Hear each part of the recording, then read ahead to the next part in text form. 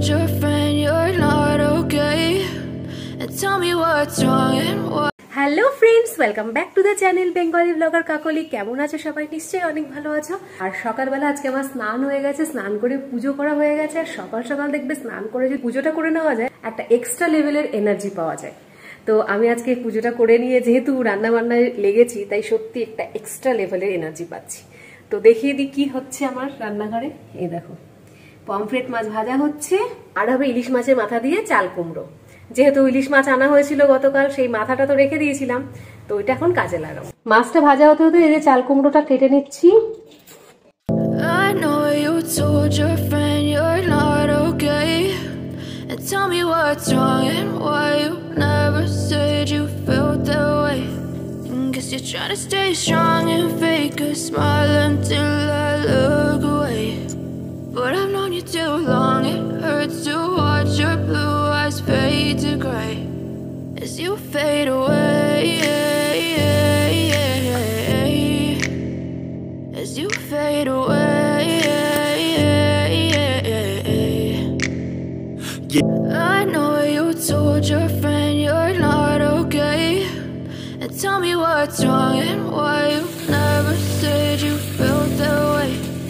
Guess you're trying to stay strong and fake a smile. দেখতেই পেলে আমার চাল কুমড়ো কাটা হয়ে গেছে, আর ওদিকে ইলিশ মাছের মাথা ভাজছি। আর এইখানে দেখো আমার পমফ্রেট মাছ কিন্তু টমেটো দিয়ে সিম্পল কালো জিরে দিয়ে ঝোলটা কাঁচা লঙ্কা দিয়ে হয়ে গেছে। আর এদিকে চাল কুমড়োটাও হয়ে গেছে প্রায়, মানে সেদ্ধ হয়ে গেছে। এখন আমি মাথাটা জাস্ট অ্যাড করে দিচ্ছি এর মধ্যে, মাছের মাথাটা। আর এই মাছের মাথাটা দিলে পরে আর কিচ্ছু লাগে না, এত সুন্দর গন্ধ হয় যে ইলিশ মাছের গন্ধেই কিন্তু পুরো তরকারিটা খাওয়া হয়ে যায়। তো হয়েই গেছে, মাথাটাকে মিশিয়ে দিয়ে তারপরে আমি এটাকে নামিয়ে নেব।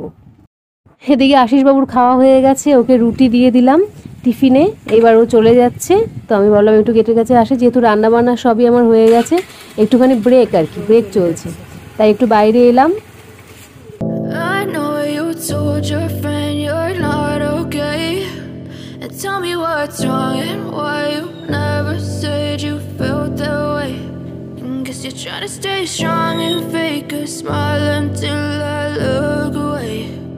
But I've known you too long, it hurts to watch your blue eyes fade to gray as you fade. Ashis বেরিয়ে যাওয়ার পর আমি আর ছেলে খেলাম চিকেন কিমা আর আলু দিয়ে একটু ম্যাগি করেছিলাম। একটাই বড় প্যাকেট করেছিলাম, দুজনে খেলাম। আর তারপরে এই বসে আছি ওপরের ঘরে এসে, নিচে যাইনি এখন অবধি। গতকালকে ভিডিওটা এডিট করলাম, ভিডিওটা পোস্ট করে দিলাম আজকে তাড়াতাড়ি দুপুর। তারপরে ভাবলাম যে আবার পরের কাজগুলো করা যাক, নেক্সট কাজগুলো। তো এখন জাস্ট আমি গিয়ে দুটো পাট পাতার বড়া ভাজবো, তারপর ছেলে আর আমি লাঞ্চ করব। কারণ আমার তো স্নান টান আজকে সকাল সকালই হয়ে গেছে, ওইদিকে আর চিন্তা নেই। বিকালের দিকে একবার পারলে গা ধুয়ে নেবো। তো আগে লাঞ্চটা সারি। আমি বেসন, কালো জিরে, নুন, কাঁচা লঙ্কা আর পাট পাতাটা কুচিয়ে দিয়েছি, গোটা গোটা দিয়ে একটু শুকনো হয়ে গেছিল সেই জন্য মেখে নিয়েছি একসাথে। এদিকে কড়াই বসিয়ে দিয়েছি, এবার অল্প অল্প করে নিয়ে ফ্রাই করব। Guess you're trying to stay strong and fake a smile until I look away.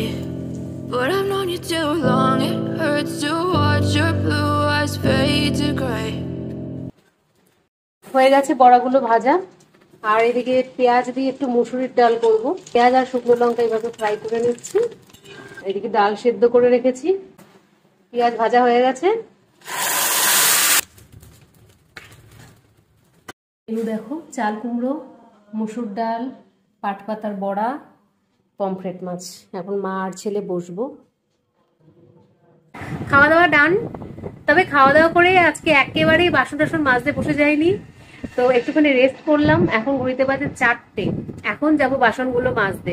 তো আমার বাসন মাজার কারণ হচ্ছে আমার কাজের দিদি যেহেতু এখন নেই, কাউকে রাখা হয়নি, তো সেই জন্য নিজেই বাসন মাজছি, ঘর মুছছি। আর সেরকম কাউকে পেলে অবশ্যই রাখবো, কিন্তু মনের মতো কাউকে এখনো পাচ্ছি না। তো যাই হোক, কাজগুলো করতে করতে আমার সময় কেটে যায়, এটা একটা বড় কথা। যদিও গরমটা খুব বেশি পড়েছে, সেই জন্য একটু চিন্তা, মানে মাঝে মাঝে একদম করতে পারি না কাজগুলো। তো এনিওয়ে তবু নিজের হাতে করতে আমার বেশ ভালোই লাগছে, খারাপ লাগছে না। তো এখন আমি যাবো বাসনগুলো মাজবো, তাছাড়া বিকেলবেলা একটু ঘর ঝাড় দিয়ে মুছতেও হবে। তো চলো টুকটুক করে কাজে এবার লেগে পড়ি, বেশিক্ষণ বসে থাকলে আর চলবে না। চলে এসেছি বাসনগুলো মাজবো, তার আগে চুলটা একটু ট্রাই করে নিলাম, কারণ চুলগুলো এদিক ওদিক পড়ে থাকলে ভীষণ জ্বালায়। আর হেয়ার ট্রিটমেন্টটা করার পরে আমার চুল পড়া কমবে কি, চুল ঝরা স্টার্ট হয়ে গেছে। তো চুল কিন্তু বেশ ভালোই ঝরছে, দেখি কিছু একটা হেয়ারের রেমেডি ব্যবহার করতে হবে ঘরোয়া।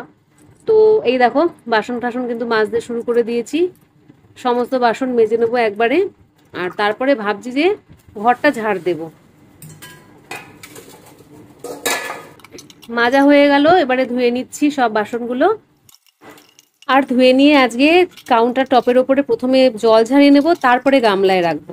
নাহলে ওই গামলা ঝুড়িতে না অনেক বাসন আমার রয়ে গেছে, মানে অল্প কিছু, ওর মধ্যে ভেজা বাসন রাখলে ওগুলোও ভিজে যাবে, জল ঝরে গেলে তারপর রাখবো।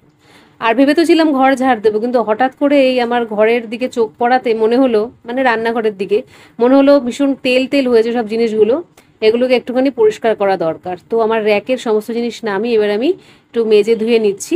আমি এইভাবেই পরিষ্কার করি, আর প্রথমে এরকম মেজে নিই, অনেক সময় ভীম বার দিয়েও মাজি, অনেক সময় ভীম লিকুইড দিয়েও মাজি, মেজে নিয়ে ভালো করে ধুয়ে শুকিয়ে নিই, তারপরে আবার কোথায় কোথায় রাখবো সেটা পরে ঠিক করি। তো দেখো আমি দেখো সব ধুয়ে নিয়েছি, মানে সব মেজে নিয়েছি, এবারে ধুচ্ছি প্রত্যেকটা জিনিস। ছোট ছোট জিনিস আছে অনেকগুলো কাঁচের, খুব হালকা হাতে ধুতে হয়। দেখো ধোয়া হয়ে গেল। রান্নাঘর যখন পরিষ্কার করছেই তার সঙ্গে সঙ্গে মিক্সার গ্রাইন্ডারটাও পরিষ্কার করে নিচ্ছি। আর মিক্সার গ্রাইন্ডার কিভাবে পরিষ্কার করতে হয় সেটাও আজকে তোমাদের সাথে শেয়ার করছি, মানে আমি যেভাবে করি আর কি। এটা একটা দারুণ প্রসেস, তোমরাও ব্যবহার করতে পারো। আমি আগেও যদিও শেয়ার করেছি, যেহেতু অনেকদিন শেয়ার করিনি তাই নতুন বন্ধুদের জন্য আরেকবার শেয়ার করছি। মিক্সার গ্রাইন্ডার যেহেতু ইলেকট্রনিক প্রোডাক্টস, তাই এটাকে জল দিয়ে কখনোই ধুতে নেই। তার বদলে তোমরা এটাকে টুথপেস্ট দিয়ে ধোবে, সে যে কোনো টুথপেস্ট হতে পারে, কোলগেট, পেপসোডেন্ট বা যাই হোক, যা ইউজ করো সেটা দিয়ে প্রথমে ভালো করে এইভাবে ব্রাশ দিয়ে ঘষে নিয়ে তারপরে ভেজা কাপড় দিয়ে পরিষ্কার করে নিয়ে একটা শুকনো কাপড় দিয়ে মুছে নেবে, তাহলে দেখবি এরকম চকচক করবে, ভেতর বাইরে সমস্ত কিছু কিন্তু একদম ক্লিন হয়ে যাবে। তাহলে কেমন দিলাম আইডিয়াটা? নিজেরাও কিন্তু এটা অবশ্যই বাড়িতে ট্রাই করতে পারো। I know you told your friend you're not okay, and tell me what's wrong and why you never said. এরপরে আমি আমার যে র্যাকটা রয়েছে সেইখান থেকে এই দুটো তাক নামিয়ে নিয়েছি, নামিয়ে নিয়ে এই দুটোকে ভালো করে পরিষ্কার করে নিচ্ছি, করে শুকাবো। আর আমার যে মশলার জারগুলো, মশলা মানে ডাল, চা, চিনি এ সমস্ত থাকে, স্টিলের যে কৌটোগুলো, সেগুলো নামিয়ে প্রথমে আমি একটু মেজে নিয়েছি, ওই ভীম বার দিয়ে মেজে নিয়েছি। তারপরে আমি ভালো করে ভেজা ন্যাকড়া দিয়ে মুছে নিচ্ছি। এটা যেহেতু জল দিয়ে ধুতে পারবো না, তার কারণ ভেতরে জিনিস রয়েছে, সেই জন্য এরকম, না হলে জল দিয়ে ধুয়ে ফেললেও হয়ে যায়। ভেবে তো ছিলাম যে অন্য কাজ করব, বাসন টাসন মেজে নিয়ে, কিন্তু রান্নাঘরে এসে আজকে ইচ্ছা হলো যে রান্নাঘরটাকে ডিপ ক্লিনিং করতে। তো সেই জন্য সমস্ত কিছু নামিয়ে নামিয়ে ধোয়াধুয়ি চলছে, দেখতেই পাচ্ছ। এবারে কিচেনের এই কর্নারটায় সবকিছু ভর্তি হয়েছিল, জিনিসপত্র খালি করে দিয়েছি, দিয়ে ভালো করে ক্লিন করে নিলাম। আপাতত এই আমার রান্নাঘরের অবস্থা, সব মোটামুটি ওলটপালট হয়ে গেছে, এরপরে গোছানোর পালা। রান্নাঘরে এত সবকিছু বার করে ফেলেছি যে গাছটা অনেক বেশি হয়ে গেছে, সেজন্য গোছানোর আগে আবার একটু বিশ্রাম নিতেই এলাম, মানে একটু শুয়ে আছি। আর এদিকে ছেলে আবার পড়তে চলে গেছে। আর আমি রান্নাঘরটা তো অবশ্যই গোছাবো, মনে মনে একটুখানি ভাবছিলাম, প্ল্যান করছিলাম যে রান্নাঘরটাকে আবার একটু অন্যরকম ভাবে গোছালে কেমন হয়। তো সেই জন্য একটু টাইম লাগবে, তো ভাবলাম একটু তোমাদের সাথে গল্পই করি শেষে ব্লগটার।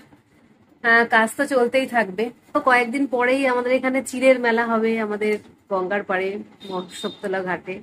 তো মাকে আনার ইচ্ছা আছে, হয়তো যাব, কয়েকদিন পরেই মাকে আনতে যাব। ও এলে চা করবো না, একবার ও যখন নিয়ে আসবে ছেলেকে গিয়ে তারপরেই চাটা করবো। আর রান্নাঘর গোছাতে গিয়ে দেখলাম যে আমার কয়েকটা জিনিস ভীষণভাবে দরকার, যেমন মশলার ডিব্বাটা।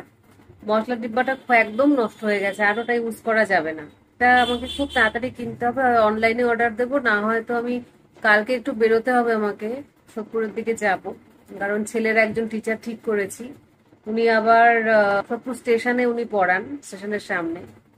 তো গিয়ে আগে অ্যাডমিশন করিয়ে আসতে হবে, বুধবার থেকে মনে হয় পড়া স্টার্ট হবে, তো কালকে গিয়ে আমি অ্যাডমিশন করাবো একটু ভাবছি। তো তখন বেরিয়ে ভাবছি স্টিলেরই আমি আনবো, স্টিলের একটা মশলাদানি নিয়ে আসবো। স্টিলের ইউজ করে অভ্যাস হয়ে গেছে, যদিও স্টিলের আমি দেখলাম ভালো পড়েনি, অনলাইনে ভালো পড়েনি, কিন্তু দোকান থেকে কিনলে নিশ্চয়ই খারাপ পড়লে গিয়ে বলতে পারবো, অন্তত ওটাই তো শান্তি আমাদের, তাই না?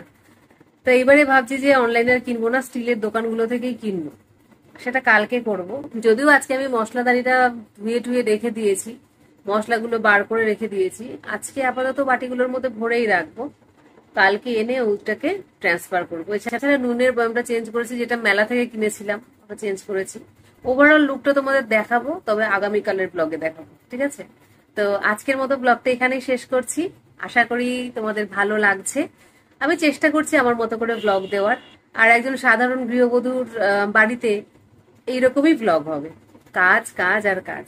ঘর গোছানো, ঘরটাকে আরো সুন্দর করে ভাবা, সুন্দর করে গোছানো, অর্গানাইজ করা, ক্লিন রাখা, এই তো আমাদের কাজ। এছাড়া যখন বাইরে বেরোবো তো অবশ্যই বাইরের ব্লগ থাকবে। তাছাড়া মাঝে মাঝে মেকআপ যেরকম দিয়ে দেবো, স্কিন কেয়ার, এগুলো তো থাকবেই। তো যাই হোক, আমি আমার মতো ব্লগ করে ভীষণই হ্যাপি। আজকের মতো এই পর্যন্তই। আবার তোমাদের সাথে দেখা হচ্ছে নেক্সট ব্লগে। ততক্ষণের জন্য সবাইকে টাটা। সবাই ভীষণ ভালো থেকো, আনন্দ থেকো, ভালোবাসায় থেকো, হাসি মজায় থেকো, আনন্দে উৎসাহে থেকো, আর এই গরমে একটু সাবধানে থেকো। Bye bye, take care all of you, love you all.